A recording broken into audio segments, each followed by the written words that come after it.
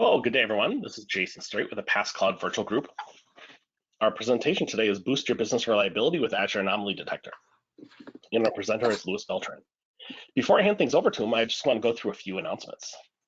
And the first announcement is that this virtual group is supported by Microsoft. Microsoft hopes that everyone looks at them as their cloud data platform provider, and they help to make sure that we can continue to have these sessions from week to week. If you are not yet a member of the Cloud Virtual Group, please go out to cloud.pass.org and become a member. By doing so, you'll get access to the newsletter that comes out on about a weekly basis that lets you know about upcoming sessions and any changes to the schedule.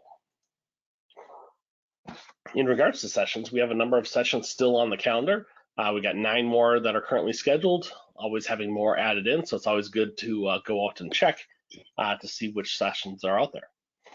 Even though we do have a few sessions in the queue, we are always looking for more sessions. So if you are interested in speaking, please reach out to us at cloud.pass.org. Or if you'd like, you can go to the website and fill out the call for speakers form that's out there. Coming up this fall is Pass Summit 2020, and the call for speakers for that is actually now open as well. That's open from now until April 23rd, and you can submit up to 3 sessions for review and consideration. If you have not yet registered, right now is the lowest price that we'll see on Pass Summit 2020's registration fees. And if you would like to get another $150 US knocked off of that, you can use our registration code. The registration code is that code that's there on the screen, VGDISFKDQ. Use that code and your registration fee will drop by $150.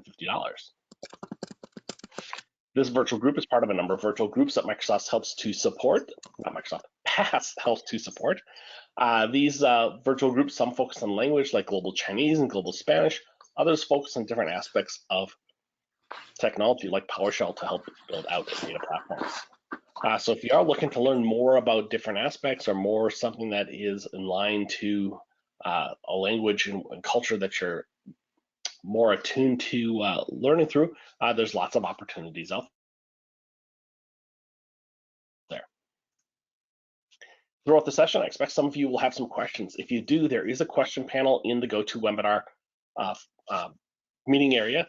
Just click into that and type your question there, and then at the end, we'll go through as many of the questions as we have time for. So with that, those are all of our announcements today, and I'm going to hand things over now to Louis for his presentation today, Boost Your Business Reliability with Azure Anomaly Detector. All right. All right, Louis. Thank you, Jason. Yes. Yeah, you should be able to show your screen now. Okay. Yep, coming through. It looks good. Okay. Yes, perfect. Good. Oh, so, yep. Yes, thank you. Hello, everyone. Thank you all for joining and attending my presentation for the Pass Virtual Cloud Group. It is a pleasure for me to be here and speak about an interesting cognitive service that was released last year. So it is a bit new in the Microsoft AI portfolio. While this service is still in preview, it offers functionality that is worth of consideration and can be useful in our businesses. So before we get started, allow me to introduce myself. I am a Mexican Microsoft MVP who is currently living in Czech Republic. I am a researcher at Thomas Bhatia University in Slin. I focus on developing neural networks, face recognition, and emotion detection algorithms. Developing mobile applications and integration of cloud services, and also the artificial intelligence part are activities that I really enjoyed. Likewise, I'm very passionate about sharing my knowledge with the community. And well, in this slide, you also have my email and Twitter in case you would like to be in touch later and talk about these topics, or if I can help you somehow, yeah, feel free to reach out. So let's get started with our topic Here, let's briefly discuss the agenda. And by the way, well, you can download the presentation in the link that is there. Don't worry, I will share this link as well in the next slide. So for this talk, I will begin with an introduction to anomaly detection. What is it? Why is it important to consider? But also, where does it fit in the machine learning field? Then we will head to the cognitive services part, which, well, maybe I'm pretty sure that you have heard of. The third point in our agenda brings us to the main topic of our talk. So we will explore the anomaly detector service thoroughly. Then, of course, I will show a demo. It's a mobile application where this service is used for data analysis, of course, to identify these rare events in time series. We'll conclude our session with some final thoughts that I consider relevant regarding the topic. And as Jason mentioned, if you have any question, feel free to add them in the chat. I will try to reply the best I can, all of them maybe, at the end of the presentation. Okay, so let's talk about anomaly detection. Firstly, machine learning is a field of study that mixes data science with statistics to enable computers with the ability of learning without being explicitly programmed.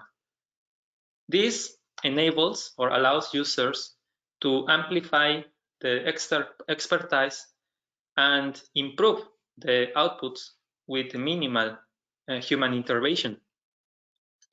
Machine learning, in fact, creates outputs using regression, anomaly detection, clustering, and classification models.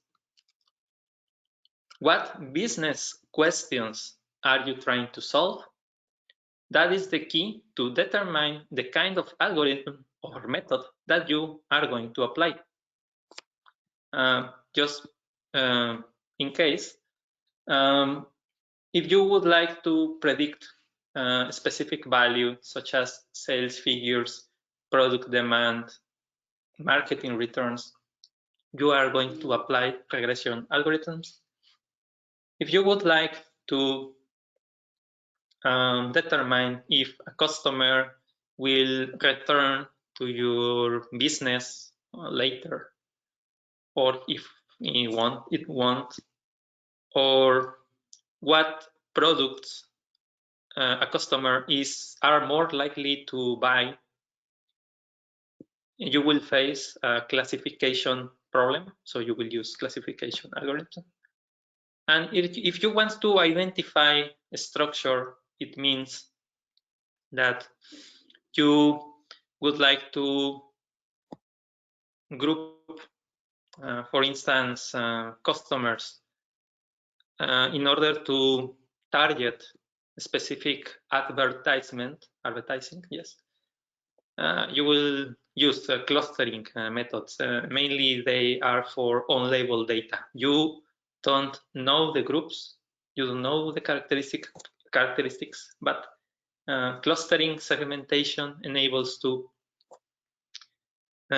choose which elements are similar between or among them, and then you can determine which groups are relevant for your analysis or for your decisions.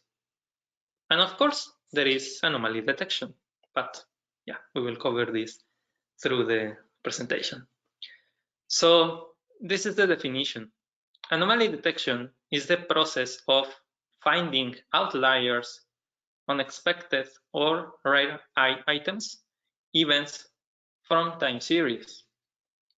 A time series is a sequence of numerical data points in successive order, such as this.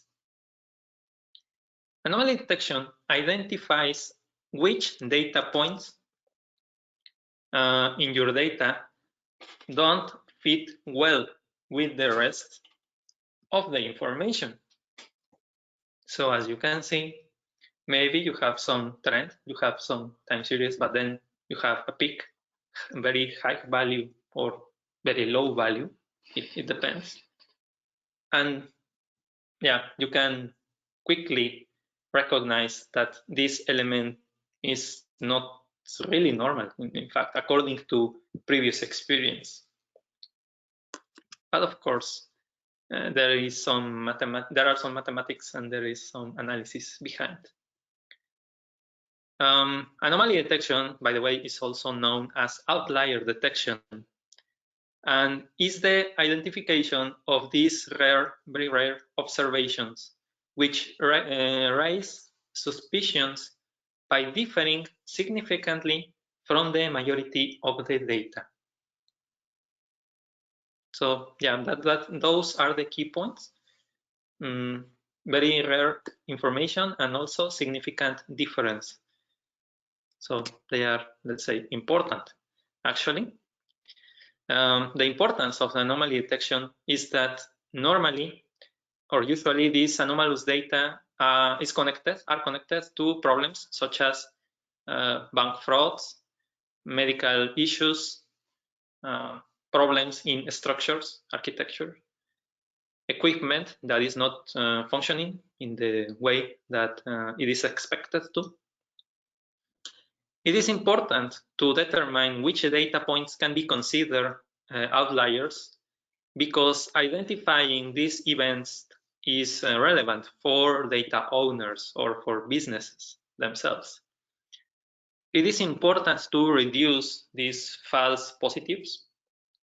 For instance, maybe you have been in this situation where you are using your credit card at a new store or a new location, but then it is declined when you try to pay. Or maybe a sale has been blocked because you have been charged a higher amount than usual. Maybe you wanted to buy some gifts. Yeah, it is declined. This was a problem, and still in some cases, that some consumers' credit cards are declined often, even though the transaction is legitimate. One cause of this is that fraud detection technologies used by consumers' bank have incorrectly flagged this operation as suspicious. So of course, we as businesses, or we as maybe data scientists or developers, would like to reduce these false positives, because when these businesses take decisions, they would not like unhappy customers which complain that they could not finish with the process of the operation. So in other words, and this is quite familiar in machine learning, precision, recall, confidence are really important, and they are different from normal classification use cases. So now you might think, okay, do I need to be an expert in machine learning? Maybe know a lot of Python, neural networks, and other techniques. So I can analyze huge data sets in order to find anomalies with high accuracy, precision, and confidence. Is this a task only available for data scientists? Well, thanks to the Cloud Cognitive Services offer by Microsoft Azure, you don't actually need to be an expert or data scientist to be able to infuse artificial intelligence in your applications. But of course, this background, if you have it, it helps. Mainly, these cognitive services are focused or aimed to developers. They are a set of APIs SDKs, which make it easy to add capabilities such as computer vision in your applications. So they can just launch the camera, take some photo or video, and connect it to a cognitive service. And then this computer vision will describe what is happening in this picture, or it is even possible to identify which person is present there. Maybe you would like to build a solution that understands your users with a natural language and talk to them, for instance, by designing a chatbot that speaks to the customers. And well, yeah, there are several categories such as intelligent search, text translation, sentiment detection. And this list is just growing. In fact, one of the latest cognitive services that was just added last year to the Azure AI platform is the Anomaly Detection service, which is currently in preview version, yet it is useful, quite useful. So let's talk about it. Anomaly Detector is an AI service that assists you into foreseeing problems before they occur. By ingesting time series data, which means this is the input data, by accepting this information, it selects the best fitting detection model for data in order to ensure high accuracy. It actually adapts by automatically identifying and applying the models that best fit your data. This is part of the innovation offered by Microsoft in this service, that it is not applying only one anomaly detection model. It is actually a set of algorithms and techniques. I will mention them almost at the end of this presentation. But yeah, that's the innovation, that's the smart part, let's say. So it doesn't matter the industry setting or data volume. This service will adapt to your data. And also this service, besides identifying anomalies, it also determines boundaries, expected values, and yeah, which data points are not normal points or not normal information. You can try this service. There is a quick demo built by Microsoft actually, but yeah, you need a key. You can upload one file, one time series, and then you can obtain a result to identify, okay, which of these are anomalies or how your data is being analyzed. But well, yeah, in my case, I prefer to explain the demo with a built application with another type. But yeah, you can try it in this website. But yeah, you need the key from the portal. Anomaly Detector, as I mentioned before, provides an API, which means that it can be easily integrated in applications and processes. There are also SDKs available in several flavors, as you can see. There is a .NET for C# applications, maybe. Python SDK for anomaly detection, Go, Node.js are supported. And this service can also be deployed to the edge with Docker containers, which means that your request, your data, if you want, you can send it to this Docker container with anomaly detection service. So it will stay in-house. It will not travel to the cloud. It will not be sent.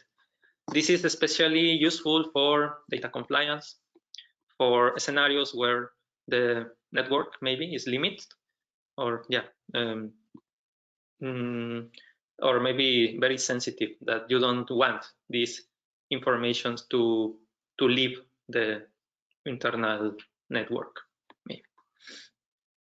And one maybe relevant thing to mention is that no other cloud provider offers anomaly detection as an artificial intelligence service. So yeah, that's maybe also important to consider. The anomaly detection service supports several functionalities, actually 3 of them. I will discuss each of them. First, we will mention them. One is for detecting the whole series with a model trained by the time series. It means that it takes all the points and it will determine, okay, which of them are anomalies. A second method that is available in this API is for detecting the last point with a model trained by the previous point. So it will determine if this last point is an anomaly or not. This is useful when you want, when you have fresh new data and you want to obtain or check if this is the beginning of or an anomaly or not. And the third functionality is to find the trend change point, which is also a common scenario in on-time series analysis and maybe service monitoring, when you want to check if there is a decrease in maybe energy resources or performance of one of your maybe hard drive servers, whatever. So if it detects that there is a peak, it is maybe the start, the beginning of a decreasing trend change, you can raise an alarm and take some action, maybe use a backup server or do something in order to avoid disruption in your service. Of course, since this is an API, there is input data.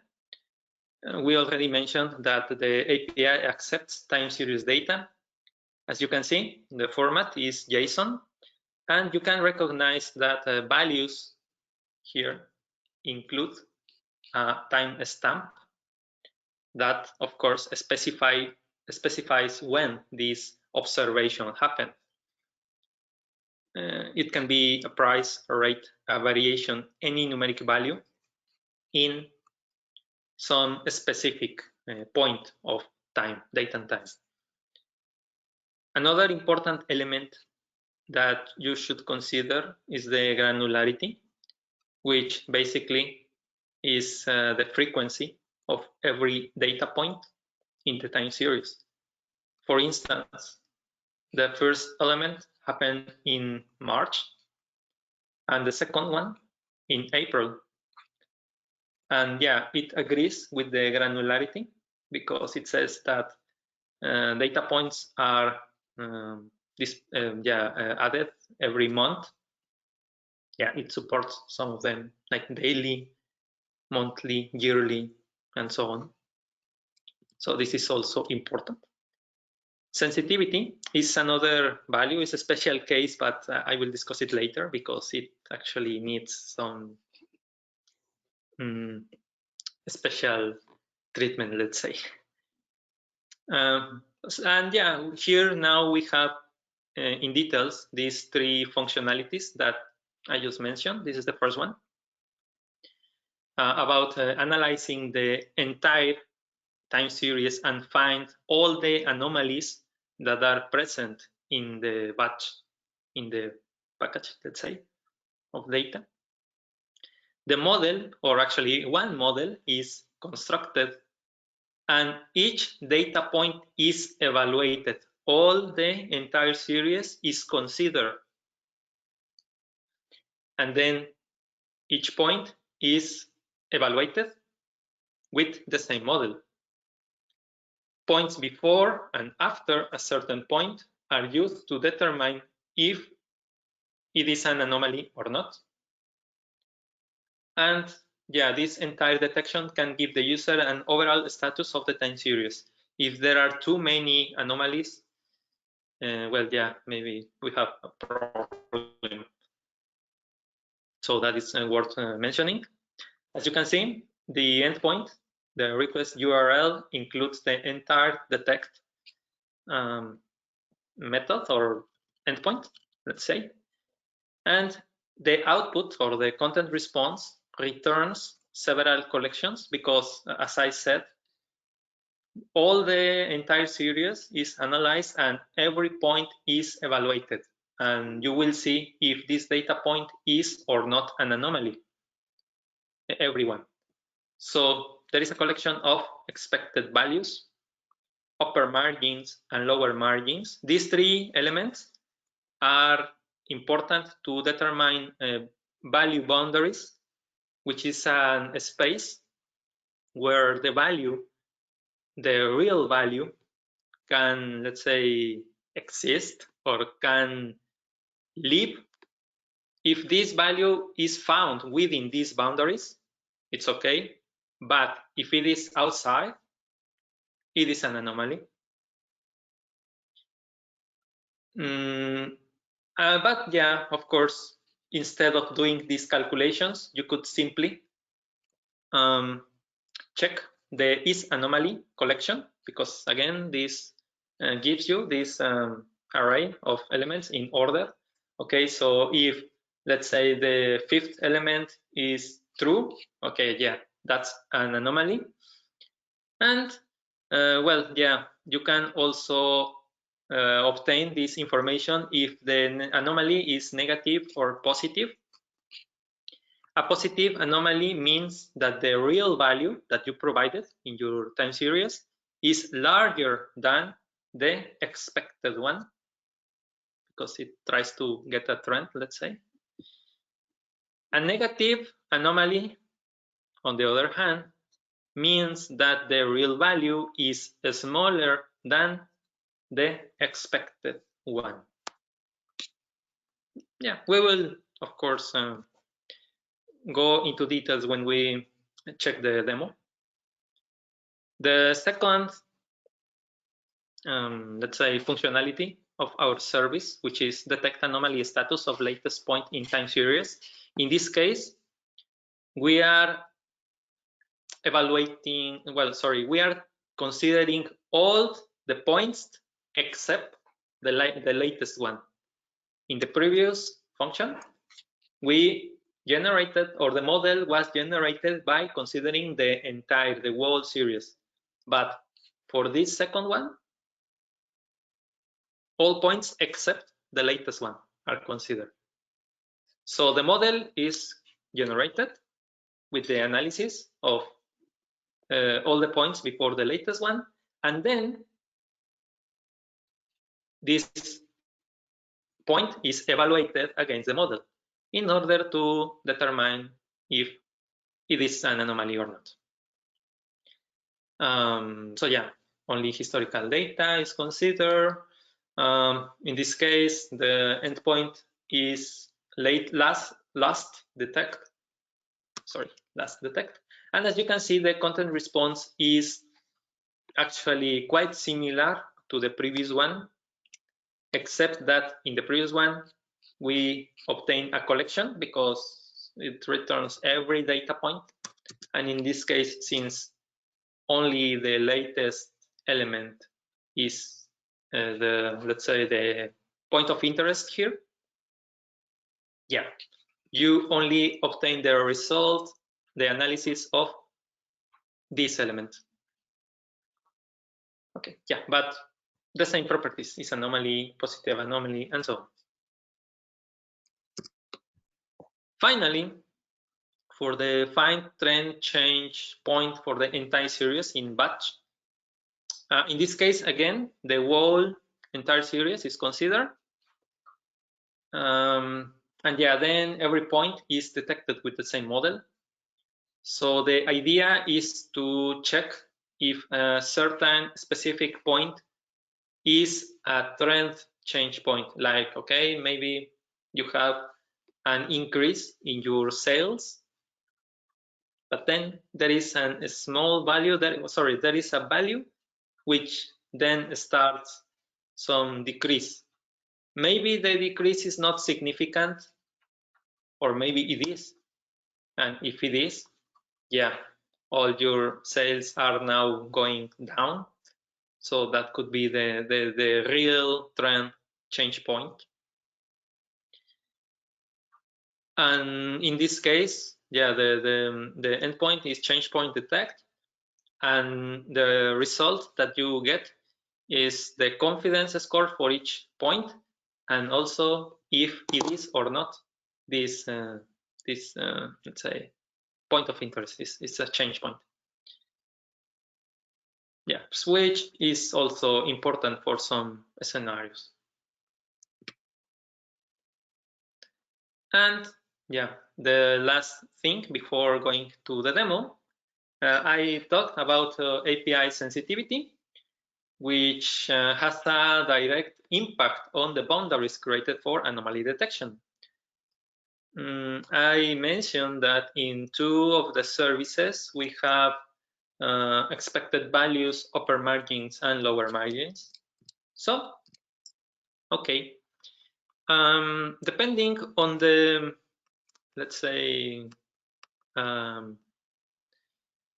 book or the research paper that you, let's say, check, sensitivity can be expressed in values from 1 to 100, or in the opposite, from 900 to and lower values. But yeah, in the end, yeah, it just depends on what are you saying, 1 or 99. It's the same. Okay, so this sensitivity value, as you can see, is strict in the sense that these light blue, let's say, lines determine the boundaries, determine the region that a value can, let's say, have, and it will still be considered an expected value, a normal one. If you can, let's say, see, this boundary region actually more or less matches the real values trend, or the real values pattern, except in some cases, which of course are these two red points, which mean an anomaly. You can see that the boundaries for these points in these, let's say, dates are here, but actually they got to really high values. So yeah, maybe in this case it is quite easy to identify, yeah, they are anomalies. But what happens if we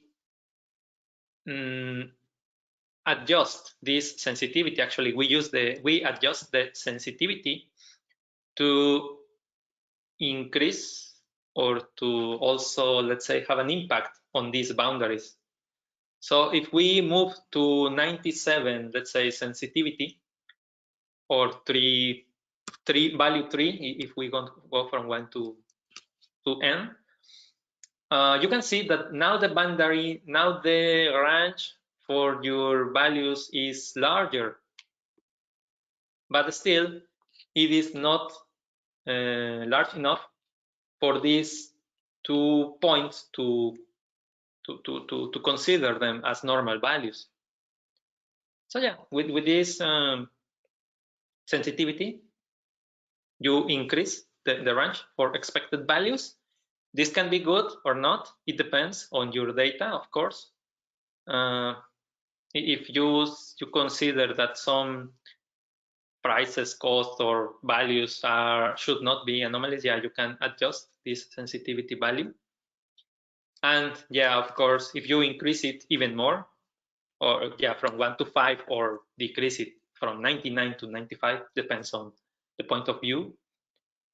Yeah, now the boundary is even larger, that it actually includes these former anomalies or former points that were considered anomalies in other sensitivity cases. So it is actually up to you to or your data or your analysis. As I said, yeah, you don't need to be a machine learning expert or data scientist, but of course, a background in this helps. So yeah, you really know why they are. What are the effects on the sensitivity? But yeah, we can also play with this value, let's say, in the anomaly detector service. As many of these resources, you can create, or actually you must create a resource in Azure in order to obtain a key that will be used in your applications for access of these functionalities. So yeah, we easily go to the portal and then create the project. It's quite easy. No other information is required rather than the name, the region, the usual stuff that you go in Azure. After you create this resource, you need the key and the endpoint, and we'll add them in our application.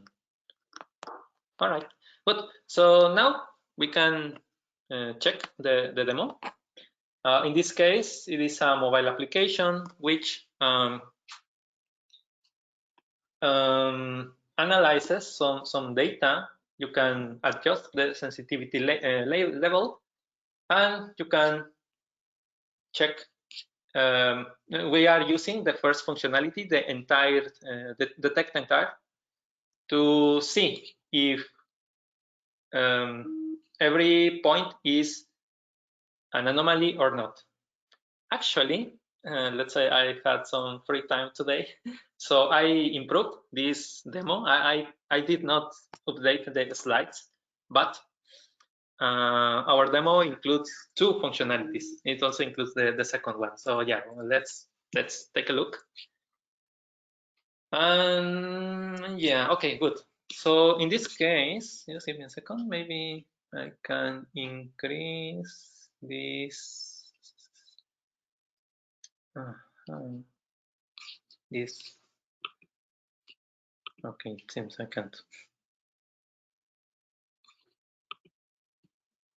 Good. All right. So yeah. So in this case, this is a mobile application built with a Xamarin, which is one of the technologies that I really like the most. In this application, I get data from JSON file. Is quite easy. Let's say we have several values, as you can see, and each of them contains or is assigned a timestamp. In this case, my information is collected every day. So this is August 1st, August 2nd, August 3rd, and so on. We have around, I think, 50, yeah, more, yeah, 45 values just for the demo. Of course, we should have more for analysis, but still we can demonstrate or yeah, take a first look of this. There are some recommendations that I will mention. Okay, so yeah, this is my input. Sorry, this is my data. Maybe I collected it from a database, and I just polished it, and yeah, I have it here. So then I need to store temporarily my subscription key, also my endpoint. I obtained them from Azure Portal, of course. And yeah, these other two are the endpoints that I mentioned in the presentation, the entire detect for analysis of the whole time series, and last detect to check if the latest data point is an anomaly or not. So what's next that is worth mentioning? Yeah, then I have the service. In this case, okay, yeah, I forgot to mention, of course, I have the endpoint and then these services, which are part of the endpoint. So you can see here that, yeah, in this case, if you work with C#, maybe you know about the HTTP client class. So this class is used to send requests to URL. So my base address is my endpoint, and when you check the documentation, you find that you need to add to request headers. One of them is the application JSON media type, and the second one is the key. The key comes in a header with this name, OCP APIM subscription key. So this is just preparing this object for further requests. And now I have here these two methods. One is detect anomalies, and here I am using the detect anomalies service, which is this one, yes, entire detect. I am sending a JSON values in the body. These JSON values, of course, have the, let's say, shape or format that I described in the presentation. So there is the timestamp, there is the value, there is sensitivity, there is granularity, and many others. Yeah, I will explain. Well, actually, you can see them in the model. It's, yeah, here, price info. Yeah, this is the information that I sent. Granularity, max anomaly ratio, sensitivity, and also the series, the collection. Sorry.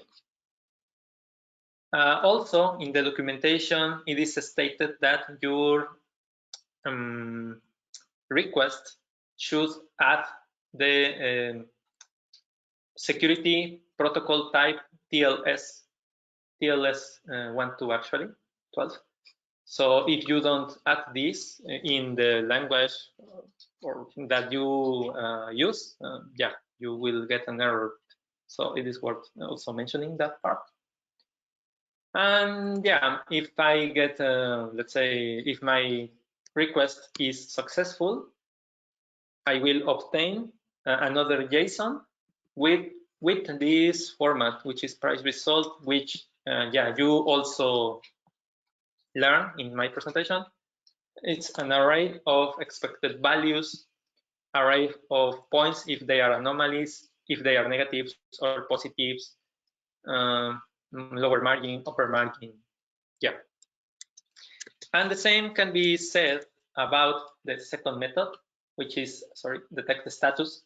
With again, I send the whole collection because it needs this whole time series to then check if the latest value that I am sending is an anomaly or not. Yes. And yeah, in this case, I have another model, which is price status.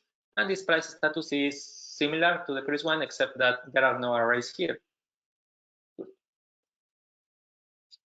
And the rest is just view models, something, let's say, specific to C# or actually to Xamarin or WPF applications. But maybe something relevant to mention is that here, when I initialize my view model, I get the information, I read the file, I set the initial sensitivity value to 95, but it can be adjusted. and the granularity is daily. Of course, in this case, I set it that way because I know it from my data, but that can also be calculated, of course. And yeah, that's it. The rest is just for building some chart and building the data. Okay. So let's run this application. This one works for iOS, for Android as well. And well, I did not include the Windows 10 version, but yeah, it also works for Windows. So we will wait a bit until it is built. It should not take too long.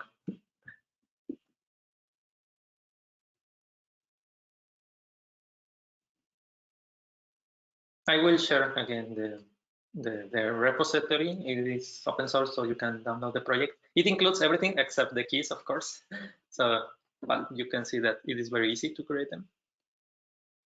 So let's take a look. Yeah, so okay, the data is loaded, these 46 values. The sensitivity level is 95. And yeah, we have the first method, which is find anomalies. So if we click it, okay, it is working, and it will, yeah, it has detected that there are 9 anomalies with this sensitivity level. This sensitivity level, if you remember, is very open. Actually, it is not the most strict, or it is not the strictest one. So if I increase, if I go to maybe 99 or 97, it is expected that I will have more anomalies because the window or the boundaries are shorter, are smaller. So if I increase it to 97, let's say, let's try again, find anomalies, I should get at least 9 anomalies. Yeah, and you can see that there are 11. And yeah, they are identified here. So it's up to your data, it's up to your business if you want to be stricter or not. In this 99, which is the highest one, yeah, you can see that 14 elements were detected as anomalies. And yeah, in this application, I show you, okay, in which date, which point is an anomaly. You can see, for instance, here it says, okay, August 4th. The value was 25,948 and other data. And this range, these are the boundaries. Okay, so your value, your data should have been in this range, in these boundaries, in order to be considered a normal value. But as you can see, this price, this real value is outside of this range. So yeah, that's why it is considered an anomaly. Yeah, it is outside of the scope of the valid range of the expected values. How these boundaries are calculated? Well, it is quite easy. You simply take the expected value for every point. I mean, for every anomaly. Yeah. Well, actually, it's for every point, but yeah. And if we subtract from this value the lower margin, we obtain the lower boundary. If we increase this expected value by the upper margin, corresponding upper margin, you get the upper boundary. So you get the range that your value can be, and it will be a normal one. It won't be considered an anomaly. It's if it does not belong to this range, yeah, we the service has determined that it is an abnormality. Yes. So that's the idea behind this. And the second service, analyze last, will just describe if the latest point is an anomaly or not. So if I click it, yeah, it is not an anomaly with the strictest sensitivity level, but allow me to change something very quickly. Yeah, here. If I instead of taking these 46 values, let's say that I would like to only take the first 30.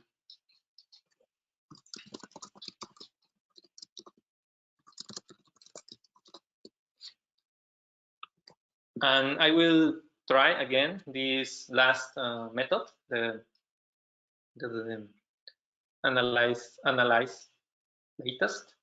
So it means that a model will be built with the first 29 values, and the 30th will be compared, will be evaluated to check if it is an anomaly or not. So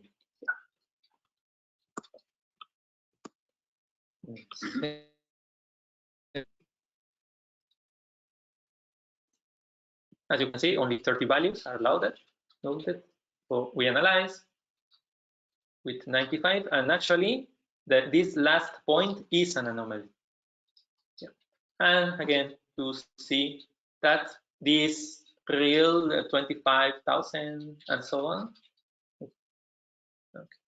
is not within the range. It is not in these expected boundaries. So that's why it is an anomaly. Good. Now let me continue.